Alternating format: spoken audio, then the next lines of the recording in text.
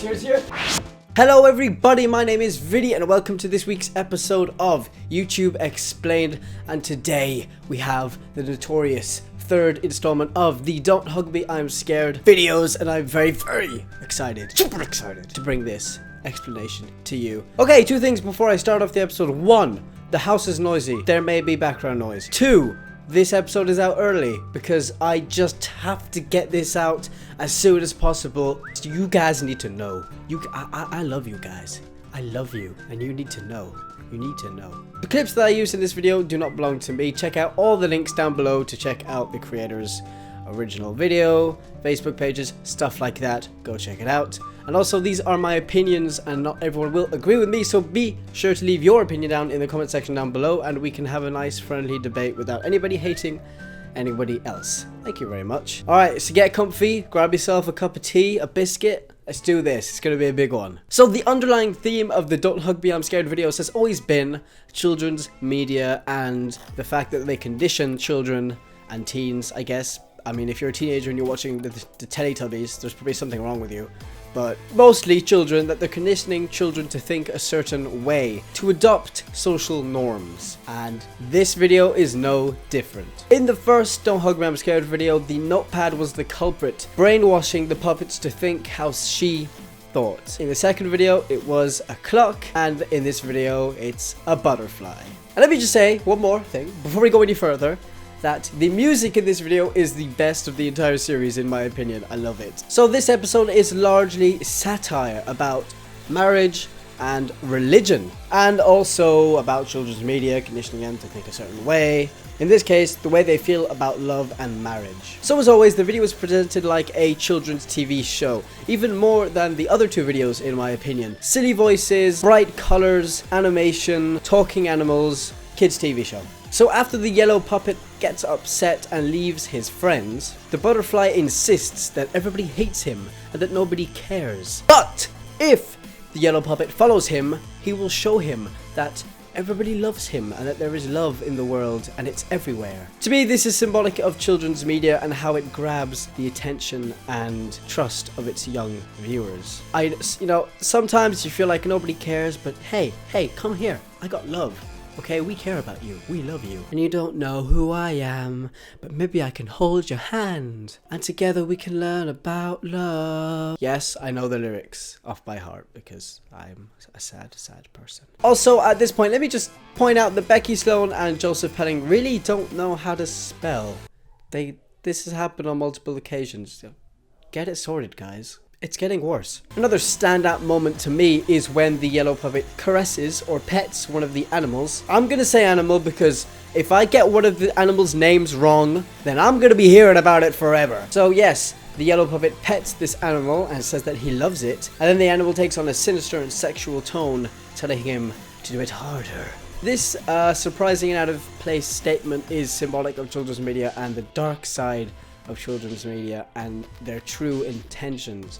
Obviously not sexual intentions, is not meant to be taken literally, but intentions of greed and heartlessness. Another element that is reminiscent of TV shows for kids is when the purple puppet says, I made this for you because I love you so much. That made me think of all the arts and crafts shows I watched as a kid. I grew up watching English TV shows, English kids TV shows, and this just made me think of Art Attack straight away, or any art and crafts show that I watched when I was young. Now we reach the critical moment of any Don't Hug Me, I'm Scared video, where the puppet doesn't do what the master, in this case the butterfly, wants them to do. So our yellow friend exclaims, I love this tree, and I love this stick, and I love this, and it gets cut off by the butterfly saying, no, that's not how it works. You have to save your love for your special one. I love the music in this song, in this video, I'm sorry. Everyone has a special one. So the butterfly intervenes and tells him how to love. He needs to keep his love. You're supposed to save your love for your special one. And then the yellow puppet says, even me, but I am lonely. Well, the thing is,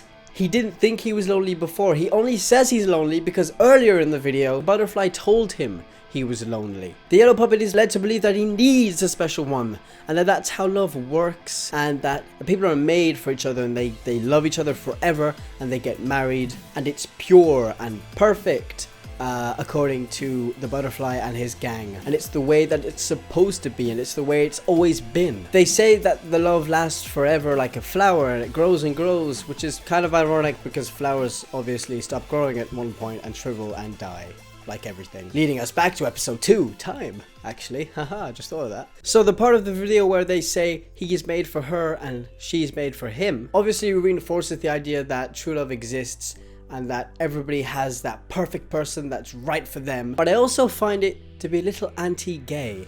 After all, we are talking about marriage and religion here. According to the butterfly, love is protected by a ring, which insinuates that a ring, thus marriage, is necessary for love. And although many countries have legalized gay marriage, the majority of them haven't. And this statement could, yet again, be interpreted as love only exists between a married couple, thus same-sex love doesn't exist. And then moving on, there's the story of Michael, the loneliest boy in town. This is the story of Michael, the ugliest boy in the town. I like this bit, it's really cool. I like how it's animated. Props to you guys. You guys make awesome content. So, Michael lives alone underground. The moral of the story being that if you're butt ugly, you're screwed and no one will ever love you. Great. And after telling the story, the butterfly says, see? Everyone has a special one. And then the rabbit says, even Michael. Obviously, that's not true. Michael didn't have a special one. Now, let's move on to the most important and relevant part of the video. Religion. King Malcolm. And we all worship our king, our king, our king. God, I'm obsessed with these videos. So, Malcolm is symbolic of religion. Now, you could say that this is referring to any religion, but it kind of seems to me that it's referring to one religion in particular, or at least a group of religion that shares the same values. So, they call Malcolm the king of love. Not to point fingers at any one religion, but a quick Google search will tell you who else is referred to as the king of love.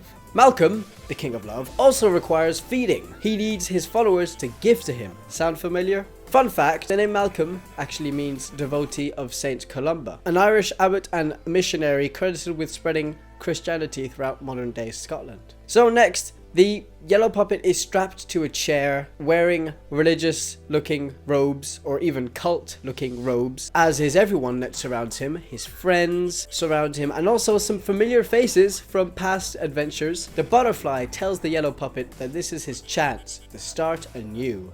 Again, sound familiar? And in yet another reference to marriage, the butterfly says that all he has to do is change his name.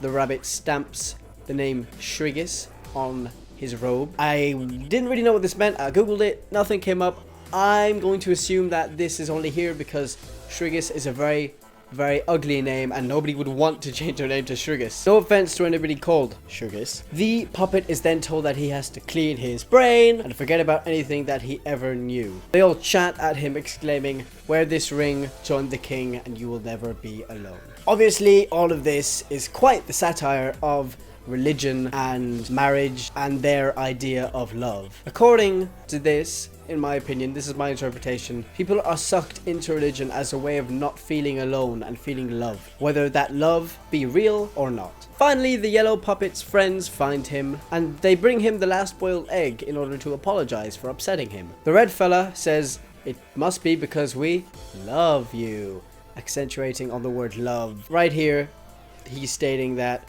love isn't conditional and you don't need a king or a ring in order to love somebody. So the end to this video really stumped me, and I still don't fully understand it. But I think that the butterfly emerging from the egg saying, father, is symbolic of abortion. It's ridiculous that a butterfly would emerge from a boiled egg, just like it's ridiculous that the termination of a 6-week-old pregnancy is akin to murder. Don't Hug Me I'm Scared 3, as always, is a critique on children's media and the conditioning of children to think a certain way in order to comply with social norms, in this case love and marriage. But this episode more so is concentrated on religion and marriage. Through the critique of religious values and the necessity of marriage, the creator's message is that love is unconditional. Love is for everybody, no matter who you are or who you want to love, ring or no ring. So that pretty much wraps up my interpretation of Don't Hug Me I'm Scared 3. Although there are many elements that aren't quite clear upon first viewing, I did think this episode wasn't as subtle as the last two, which I am all for. The easier your message is to understand, the more people are gonna hear it. So, what did you think of the video? Do you agree with me? Let me know in the comment section down below. Like the video if you enjoyed, and please do subscribe for upcoming explanation videos every single week. As long as I can manage that, I think I can. And I do believe that there are another 2 Don't Hug Me I'm Scared videos that are planned for release. So, if you want to get the explanation a few days after they come out, this is the place to get them. So, subscribe for that. Check out my other videos. My name was Vinny, and I'm out. Thanks for watching.